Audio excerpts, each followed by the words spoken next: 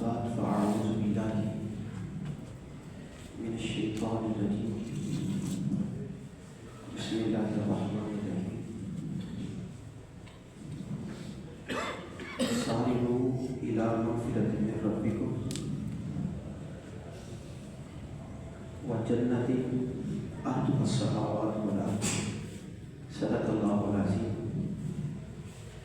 إن الله وملائكته يصلون على النبي يا أيها الذين آمنوا صلوا عليه وسلموا تسليما اللهم صل على سيدنا ومولانا محمد وعلى آله وصحبه وبارك وسلم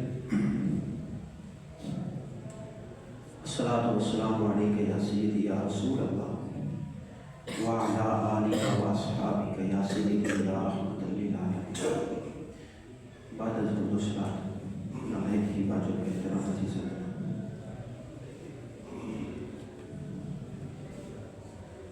رجب شریف کا پہلا جمعہ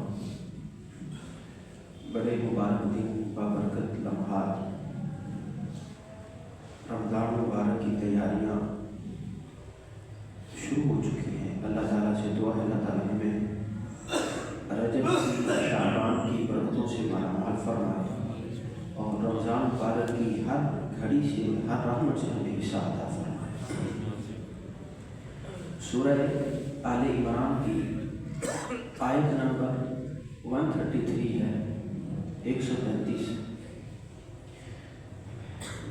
اللہ تعالیٰ کا ارشاد ہے وَسَارِعُوا إِلَىٰ مَغْفِرَةٍ مِّن رَبِّكُمْ،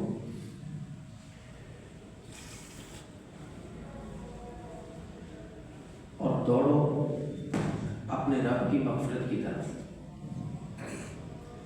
وَجَنَّةٍ، اور جنت کی طرف۔ یہ دو چیزیں ہیں جن کی طرف اللہ تعالیٰ نے دوڑنے کا حکم ارشاد فرمایا۔ سب سے پہلی چیز مغفرت، گناہوں سے اللہ تعالیٰ سے بخشش طلب کرنا۔ جو لمحات معصیت میں گزرے، نافرمانی میں گزرے، اور اللہ تعالیٰ کی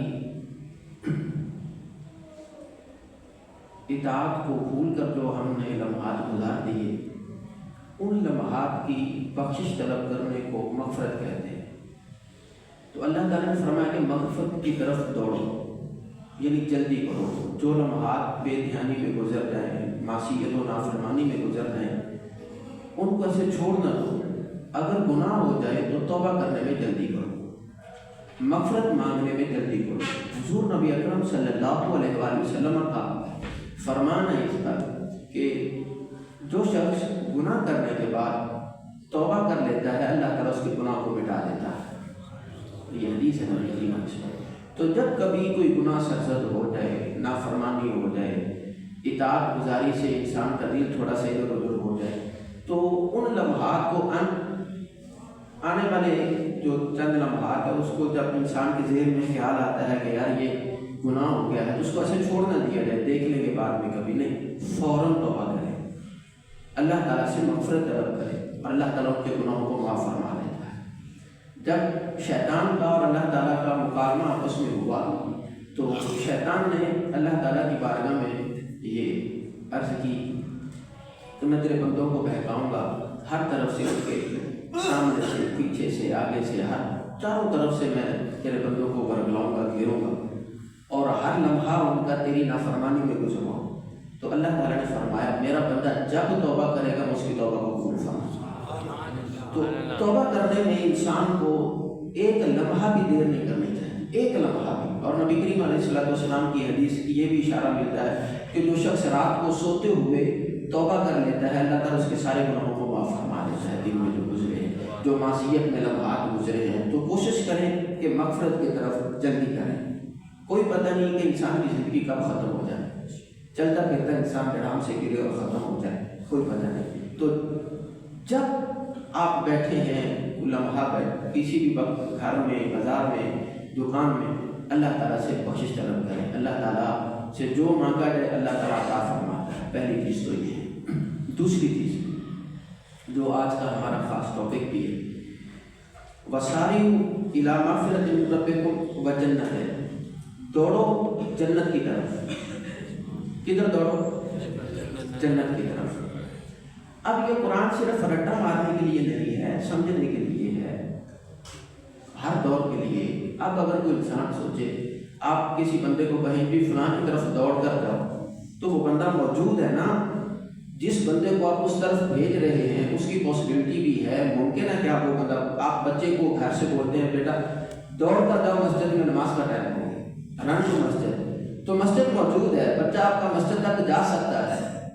آپ بچے کو بولتے ہیں بیٹا جلدی جاؤ دکان پہ یہ چیز لے، دوڑ کر جاؤ یہ چیز لے کر آؤ، دوڑ کر جاؤ گراؤنڈ میں چلے جاؤ، دوڑ کر جاؤ دادا کے گھر پہ لے جاؤ، دوڑ کر، وہ جگہ موجود ہے جہاں دوڑ کر جانا ہے، بچے کی صحت کا تعین بھی کرتے ہیں اور بچہ وہاں پر جا بھی سکتا ہے۔ اب جو اللہ تعالیٰ نے حکم ارشاد فرمایا دوڑو جنت کی طرف، تو اب ہم یہ تو کوشش کریں پہلے ڈھونڈے تو صحیح جنت کہاں ہے، کدھر دوڑ کر جانا ہے۔ اگر مسجد کا حکم ہے کہ مسجد کی طرف دوڑ کر جاؤ تو مسجد تو موجود ہے، گھر کی طرف دوڑ کر جاؤ گھر تو موجود ہے، بابا کے پاس دوڑ کر جاؤ بابا تو موجود ہے، کسی طرف بھی دوڑ کر جاؤ تو وہ بندہ یا وہ چیز موجود ہے۔ اب جو اللہ نے حکم ارشاد فرمایا کہ جنت کی طرف دوڑو، اب کدھر؟ اب نبی کریم صلی اللہ علیہ وآلہ وسلم سے صحابہ نے پوچھا یا رسول اللہ جنت کہاں ہے؟ آقا کریم علیہ السلام نے فرمایا کہ وہ تو آسمانوں سے اوپر ہے۔ حضرت ابو ہریرہ رضی اللہ تعالیٰ عنہ سے حدیث پر بھی ہے، ایک صحابی نے کہا کہ جنت زمین میں سما سکتی ہے؟ حضرت ابو ہریرہ نے ہاتھ پکڑ کر کہا کون سی زمین؟ کون سی زمین؟ کہا یہ والی۔ فرمایا کیا خیال ہے تمہارا؟ مصطفیٰ کریم علیہ السلام نے فرمایا، اور یہ قرآن کا حکم ہے، ارض السماوات والارض، کہ یہ ساری زمینیں ایسے بچھا دیے جائیں، آسمان بچھا دیے جائیں، بالکل ایسے برابر سیٹ کر دیے جائیں۔ جنت پھر بھی بڑی ہے، زمین میں کیسے سما سکتی ہے؟ جنت تو بڑی۔ پھر انہوں نے پوچھا کہ ہے کہاں کی؟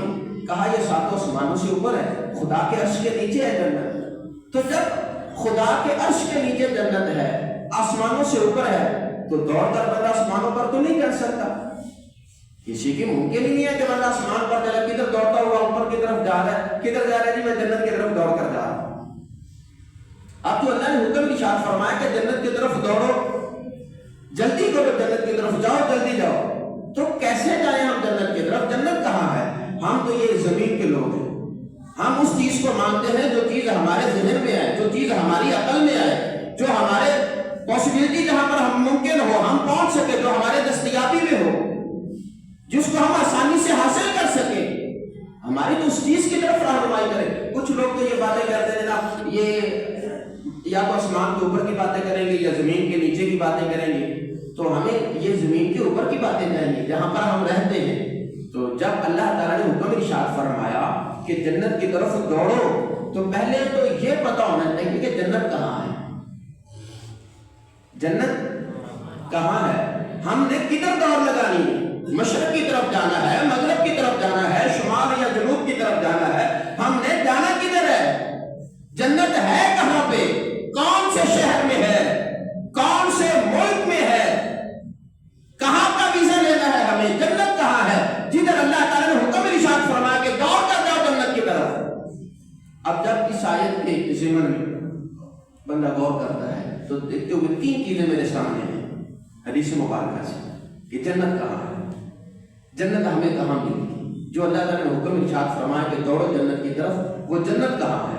سب سے پہلی حدیث جو مصطفیٰ کریم علیہ السلام کا فرمان جو نظروں سے گزرا، میرے مصطفیٰ کریم صلی اللہ علیہ وآلہ وسلم اپنے گھر سے نکلے، مسجد نبوی میں داخل ہوئے، منبر پر بیٹھ کر صحابہ کو ارشاد فرمایا، صحابہ سنو، ما بین بیتی و منبری روضۃ من ریاض الجنہ، اے صحابہ اگر جنت دیکھنا چاہتے ہو میرے گھر سے لے کر میرے منبر تک جتنی زمین ہے ساری جنت ہے، جتنی زمین ہے ساری۔ اگر آپ زمین پر جنت دیکھنا چاہتے ہیں کہ جنت کی طرف دوڑنے کا حکم ہے، جنت ہے کہاں پہ، تو سب سے پہلے نظر ہماری مدینے جاتی ہے۔ مصطفیٰ کریم علیہ السلام کا فرمان جو کہتے کہ جناب زمین پر جنت کہاں سے آتی، جنت آسمانوں سے اوپر ہے، مصطفیٰ کا فرمان پڑھے۔ میرے نبی کی حدیث جو کہتے ہیں کہ ہم حدیث پر عمل کرتے ہیں، آؤ حدیث مصطفیٰ آپ بھی مان رہے ہیں ریاض الجنہ میں، آپ بھی بڑے شوق سے جا کر ریاض الجنہ، آپ ترجمہ تو کریں نا، جس کو آپ ریاض الجنہ کہتے ہیں وہ ریاض الجنہ ہے کیا؟ ترجمہ بھی کریں، جنت کا باغ کیا ہے؟ جنت کا باغ۔ وہ جنت کا باغ کیا ہے؟ جہاں پر میرے مصطفیٰ کے قدم لگے، وہ جگہ جنت ہے، وہ جگہ۔ اب پتہ چلا کہ ہم مدینہ کی رٹ کیوں لگاتے ہیں، اب پتہ چلا کہ ہم مدینہ مدینہ کیوں کرتے ہیں۔ کہاں جا رہے ہیں جی؟ مدینے جا رہے ہیں، عمرہ کرنے بھی جا رہے ہیں، کہاں جا؟ حالانکہ عمرہ سارا مکہ میں ہونا ہے، کہاں جا رہے ہیں جی؟ مدینے جا رہے ہیں۔ صرف ہم نہیں، اللہ تعالیٰ کے برگزیدہ مبارک مطہر اور نورانی فرشتے بھی اللہ کی بارگاہ میں دعا کرتے ہیں، مولا مدینے بھیج دے، اور اللہ تعالیٰ ان کی دعاؤں کو قبول فرماتے ہیں۔ ڈیوٹیز ہیں فرشتوں کی، 70,000 صبح آتے ہیں، 70,000 فرشتے شام کو آتے ہیں۔ کہاں جاتے ہیں جی؟ مدینے جا رہے ہیں۔ جب فرشتوں کے دل میں اتنی طلب ہے مدینے کی، اتنی طلب ہے مدینے کی، ذرا سوچو تو صحیح، مصطفیٰ کے غلاموں کے دلوں میں کتنی طلب ہوتی مدینے کی۔ ہر دعا میں مدینہ، یہ ایک یہ چیز ہے۔ جنت کہاں پہ ہے؟ سارے بولے کہاں پہ ہے؟ مدینہ المنورہ، مصطفیٰ کریم علیہ السلام کا جو گھر ہے، میرے نبی کی جو مسجد ہے، وہ کیا ہے؟ سارے بولے وہ کیا ہے؟ جنت۔ حدیث ہے، اس پر کوئی دوسری رائے نہیں، کسی کا کوئی فتویٰ نہیں ہے، اس پر کوئی اعتراض ہی نہیں بنتا کہ جناب ہم نہیں مانتے۔ آپ نہیں مانیں گے تو مصطفیٰ کے فرمان کو نہیں مانیں گے کہ ہم نہیں مانتے۔ اگر آپ اس سے انکار کرتے ہیں تو آپ مصطفیٰ کریم علیہ السلام کی حدیث سے دور جاتے ہیں، آپ آقا کریم علیہ السلام سے دور جاتے ہیں۔ دوسری چیز آپ کو جنت بتا رہا ہوں کہ جنت کہاں پر ہے، ہمیں کہاں پر مل سکتی ہے۔ آقا کریم صلی اللہ علیہ وآلہ وسلم کا فرمان، میرے نبی کریم علیہ السلام نے فرمایا، قبر المؤمن روضۃ من ریاض الجنہ، مومن کی جو قبر ہے یہ جنت کے باغوں میں سے باغ ہوتی ہے۔ مومن کی جو قبر ہے یہ جنت کے باغوں میں سے، پھر بولو جنت کے باغوں میں سے باغ ہوتی ہے۔ یہ جو اللہ کے ولیوں کے مزارات ہیں، اللہ کے ولیوں کے مزارات ہیں، یہ جگہ جنت ہے، یہ جگہ مومن کی قبر جنت کے باغوں میں سے باغ ہوتی ہے۔ تو یہ جو اللہ کے ولی ہیں، یہ ان کے جو مزارات ہیں یہ کیا ہیں؟ جنت کے باغ ہیں۔ تو اللہ کا حکم ہے جنت کی طرف۔ آپ کو پتا ہے اب ہم مزارات پہ کیوں جاتے ہیں؟ مزارات پہ کیوں جاتے ہیں؟ ان کی طرف جانے کا حکم ہے، ان کی طرف جانے کا حکم ہے۔ اب دیکھیں نا، کہتے ہیں جناب کیسے ہم یہاں بیٹھے بیٹھے کیسے فیصلہ کر لیں کہ یہ قبر والے کو عذاب ہو رہا ہے، یہ مومن تھا یا نہیں تھا؟ یہ رجب شریف میں حضرت خواجہ غریب نواز کا عرس بھی ہوتا ہے، 6 رجب کو آپ کا عرس ہے۔ تو میں آپ کی ایک بات کرتا ہوں، آج لوگ کسی حضرت خواجہ غریب نواز کا مزار ہے نا، لوگ جاتے ہیں، لاکھوں کروڑ لوگ جاتے ہیں، آپ کے مزار بھی یہ حاضری کرتے ہیں۔ تو جناب یہ مومن کی قبر ہے، یہ مومن کی قبر ہے۔ اب اگر ایمان پر اگر دلیل مانگو تو آپ اپنے ایمان پر دلیل دینے کے لیے آپ کو سوچنا پڑے گا، مگر غریب نواز وہ مومن ہے جس کے چہرے کو دیکھ کر 100 بندے نے نہیں، 1000 نے نہیں، 10,000 نے نہیں، 1 لاکھ نے نہیں، 90 لاکھ لوگوں نے کلمہ پڑھا ہے۔ وہ مومن ہے غریب نواز، وہ مومن ہے جس کے چہرے کو دیکھ کر، جس کی صورت اور سیرت کو دیکھ کر لوگوں نے اپنا دین تبدیل کیا ہے۔ لوگ مصطفیٰ کے، وہ مومن ہے جس کے چہرے سے لوگوں کو ایمان ملا ہے، وہ مومن ہے۔ تو بتاؤ اس کی قبر جنت کا باغ ہے یا نہیں ہے؟ آپ وہاں جانا چاہیے یا نہیں جانا چاہیے؟ دوسری چیز، تیسری چیز، مصطفیٰ کریم صلی اللہ علیہ وآلہ وسلم نے صحابہ کی تربیت کرتے ہوئے فرمایا، صحابہ جب جنت کی کیاریوں سے گزرو نا تو وہاں سے کچھ کھا لیا کرو۔ مدینے کی گلیوں سے صحابہ گزر رہے ہیں، گاؤں سے آ رہے ہیں مدینہ طیبہ، اور یہ اسلام پوری دنیا میں پھیلنا ہے۔ آقا کریم علیہ السلام نے فرمایا، صحابہ جب جنت کی کیاریوں سے گزرا کرو تو کیا کیا کرو؟ ایسے نہ گزر جایا کرو، کھایا کرو۔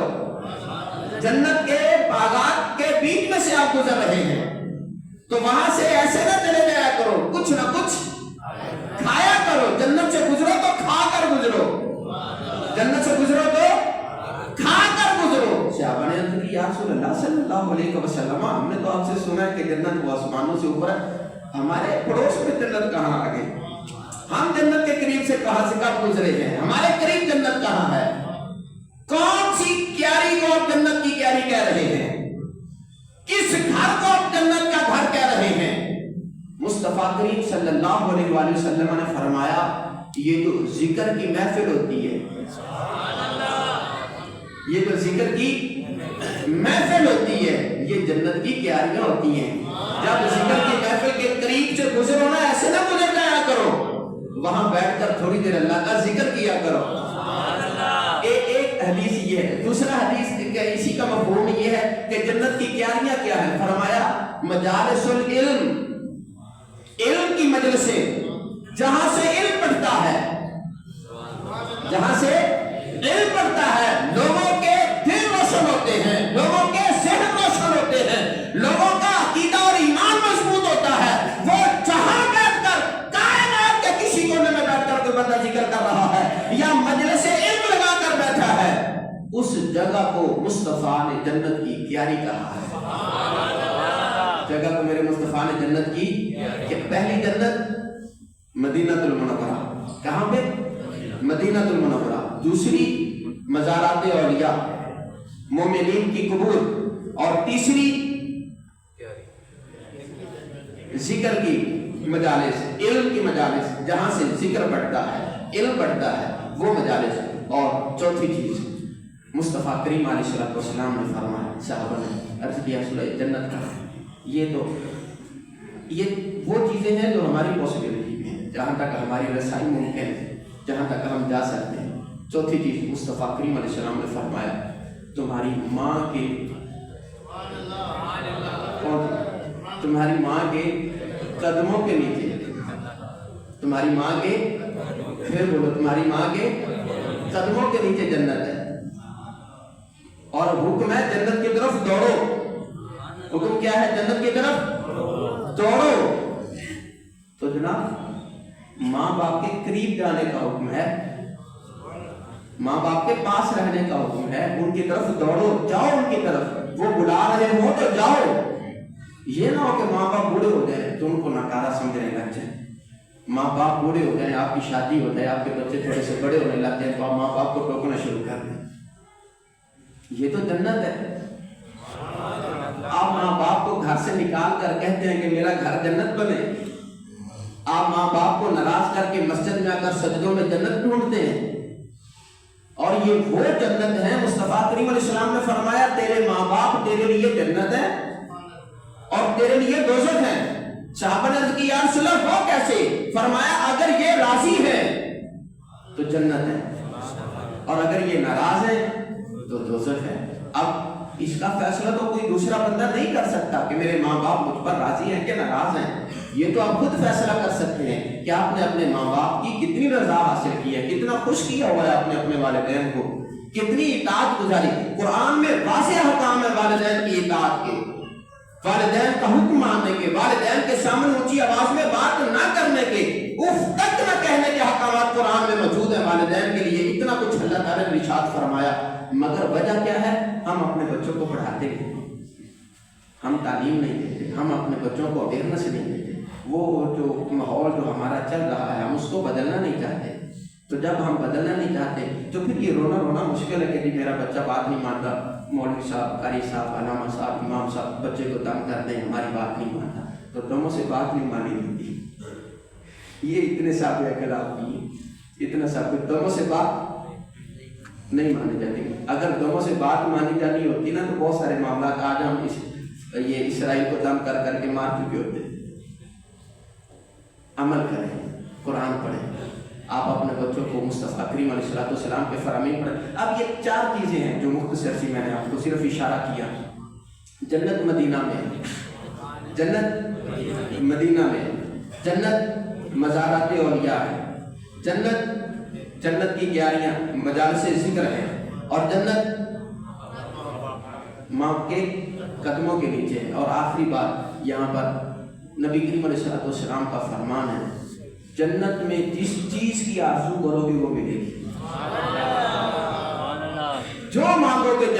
انکار نہیں ہے، جو مانگو گے ملے گا۔ اور جتنی چیزیں میں نے آپ کو بتائی ہیں، جہاں جا کر جو دعا مانگو اللہ تعالیٰ عطا فرماتا ہے۔ مدینہ میراج الجنہ میں بیٹھ کر دعا مانگو اللہ عطا فرماتا ہے، مزارات اولیاء پر دعا مانگو اللہ تعالیٰ عطا فرماتا ہے، مجالس ذکر کا جہاں پر ذکر ہوتا ہے وہاں دعا مانگو اللہ تعالیٰ عطا فرماتا ہے، اور ماں کے قدموں کو پکڑ کر دعا مانگو اللہ تعالیٰ عطا فرماتا ہے، باپ کے قدموں میں بیٹھ کر دعا مانگو اللہ تعالیٰ عطا فرماتا ہے۔ اور جن کے والدین دنیا سے چلے گئے ان کے لیے بھی علماء نے فرمایا وہ اپنے والدین کی قبر پر کھڑے ہو کر دعا مانگے، اللہ تعالیٰ ان کی دعا بھی قبول فرمائے۔ کچھ بھی مانگو، یہ تو وہ چیزیں ہیں، اللہ تعالیٰ ہم سب کو عمل کی